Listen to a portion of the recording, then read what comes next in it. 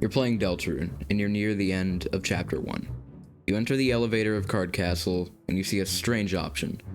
Floored that's name is just question marks. You decide to select the option for the heck of it, and you find yourself descending a long set of stairs. At the end, you are presented with a jail of some sorts. Within this jail is a voice. This voice is from Jevil. Jevil is the first secret boss in Deltarune, and there are a lot of steps to fight him, and it's not needed to explain this video. Let's get to the fight.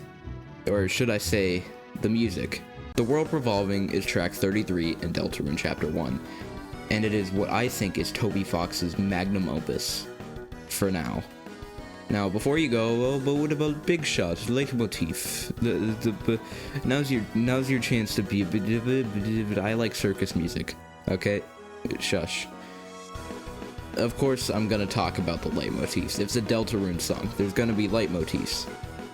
There's always going to be leitmotifs. You can't escape the leitmotif. These usually show connections that the character or event has to other characters or events, and can add more depth than just clowning around or something. Now, from what I can tell, there are two notable leitmotifs in the World Revolving. The first one I will cover is the Don't Forget leitmotif. The song repeats a ba-da-ba-da-ba-da rhythm at the end. There's a lot of possible reasons why this is in the song. I should first establish that the Don't Forget leitmotif is basically the Undertale leitmotif of Deltarune. It's kind of the main theme of the game. With that established, let's go into why I think this leitmotif is here. First of all, it could just be because Don't Forget has a sense of finality, which goes along with the triumphant themes of the World Revolving. It could also be that he's aware of some dark truth.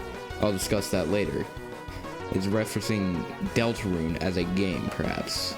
Another reason is that it's twisting the original song. The original lyrics that go with the leitmotif are, "Don't forget, I'm with you in the dark." This sounds reaffirming, but perhaps the inclusion here could be a different, more threatening interpretation of the line. Or it could mean that the Jevil items we take with us to the other dark worlds is him being with us in the dark. There's a lot of other things I can go into, but I feel like it doesn't need much explanations. He's an important character, so I guess it would make sense for him to have the main theme of the game incorporated into his own, but I do think it's a nice touch that kind of turns the motif into Jevil's own thing. The second leitmotif, however, is much more interesting. The leitmotif is contained within a larger motif dubbed the Freedom motif. This motif appears in Big Shot. It's dubbed this because both characters desire freedom. Although Jevil has already acquired that desire. At least he believes he has. I bring this up because the leitmotif I'm about to mention could connect the Jevil story and its freedom. The leitmotif is probably the most famous leitmotif in both Deltarune and Undertale. Gaster's theme. Oh boy, Gaster's theme.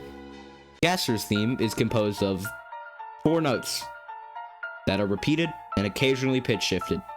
That's it. That's the entire theme.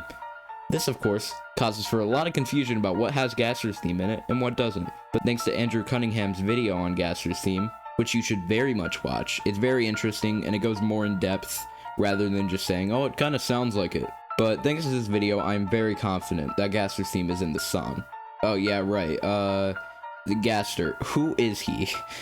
So W.D. Gaster is a mysterious character originally referenced in Undertale. What we know about him is that he was a scientist working for the king, and one day he fell into his creation and have scattered across time and space. That's it. That's all we know. Yeah, so we know so little about this guy, and that's probably why the fandom loves this little blob so much. I mean, we don't even know if he's a blob. This isn't even confirmed to be what he looks like. We don't know what he looks like. There's like some evidence that he looks like this. There's some evidence where he's just redacted, which, I mean, that would be interesting. I mean, he was scattered across time and space. I wouldn't imagine he'd look too good. Whatever. He's shrouded in mystery, and I'll discuss any possible connections when I need to, but for now, that's all you need to know. Okay? Well, now you need to know more. So there happens to be some interesting dialogue about Jevil that happens when you talk to shopkeeper Sham in certain scenarios. I'll read out the important part. He was a funny little man, once the court jester, I the court magician. A friend? Could I consider him a friend? Perhaps not. but he was the only one who matched me in the games we used to play. One day, he met a strange someone, and since then, he began to change.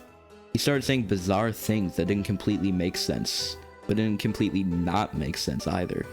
Soon, he began to see the world as a game, and everyone as its participants.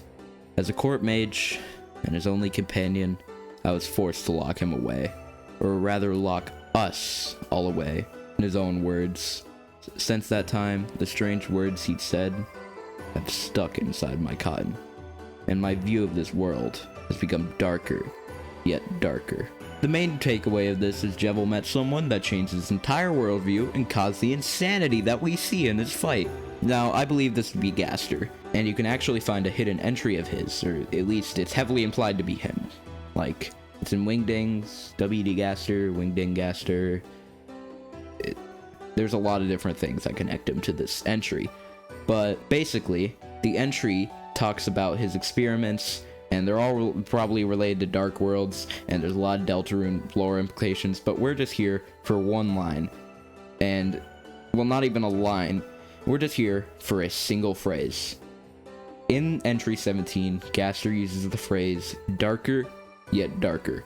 The exact wording Sham uses to describe their worldview. The main theory here is that Gaster informed Jevil that he's in the game. Gaster seems to be a very self-aware character, so this would make sense. And this caused Jevil to go insane. But not in a bad way. Well, in a bad way, but not in a sad way. Jevil sees this as a freeing experience. If everything is futile, then your choices don't matter, meaning that you can do anything. Now, what the heck does this have to do with the song? Well, remember how the Gaster leitmotif is part of the larger freedom motif? Well, I believe this symbolizes the story I just told, about how Gaster told Jevil about the reality, and he took it as a way to be free. Also, remember the don't forget leitmotif? Yeah, I actually have a pretty solid theory to why it's there. So I'll probably make a whole video essay on this topic, but I believe that Jevil is heavily connected to what's shaping up to be one of the themes of Deltarune. That your choices don't matter. Jevil more than likely shares this sentiment with the whole Gaster told him it's a game, so now he doesn't care what he does theory. And when I say theory, it's not just baseless. A good chunk of the community pretty much treats this as canon, and there's a lot more evidence to back it up than what I'm saying.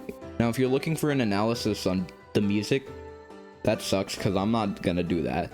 I mean, it's a hectic circus song. I don't know what else to say. I can't for the life of me find any information on the sound font, and I am not qualified to look in, like, the mood it sets. Overall, The World Revolving seems to tell a story about Jevil's spiral into insanity, and is just as good as Big Shot, which is also praised for telling a story about Spamted's spiral into insanity. Why is everyone insane?